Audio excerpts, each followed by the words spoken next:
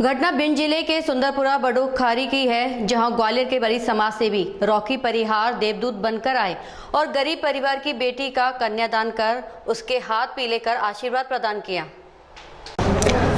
घटना भिंड जिले के सुंदरपुरा बड़ूखारी की है, जहां ग्वालियर के वरिष्ठ समाज सेवी रॉकी परिहार देवदूत बनकर आए और गरीब परिवार की बेटी का कन्यादान कर उसके हाथ पीले कर आशीर्वाद प्रदान किया। गरीबी रेखा के नीचे यापन करने वाले सुंदरपुरा बड़ूखारी निवासी उदयराज सिंह परिहार के घर लॉकडाउन में रोजी रोटी का संकट गहराया गया था और उदयराज सिंह परिहार को अपनी शादी योग्य पुत्री के विवाह की चिंता भी सता रही थी, मगर रास्ता कहीं समझ नहीं आ रहा था कि इस विषम परिस्थितियों में वह कैसे अपनी पुत्री के हाथ पीले करे, जिसके कारण दिनों दिन विवाह की तारीख भी बढ़ रही थी, मगर चिंता का हल नहीं हो रहा था। मगर कहते हैं कि जब मदद के सारे रास्ते बंद हो जाते हैं तब ईश्वर अपने देवदूतों को मदद करने पहुंचाता है, और हुआ भी। यहाँ ऐसे ही एक निजी भ्रमण पर सुंदरपुरा बड़ूखारी आए वरिष्ठ समाज सेवी रॉकी परिहार को इस परिवार की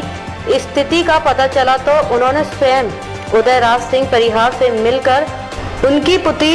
रजनी का विवाह कर कन्यादान करने इच्छा व्यक्त की तथा वैवाहिक कार्यक्रम में विवाह की व्यवस्था सुनील परिहार, अंकुश परिहार और परिहार महेश परिहार द्वारा कर वरवधू को आशीर्वाद देकर ससुराल विदा किया। हम समाज को ये संदेश देना चाहते हैं कि कन्यादान महादान होता है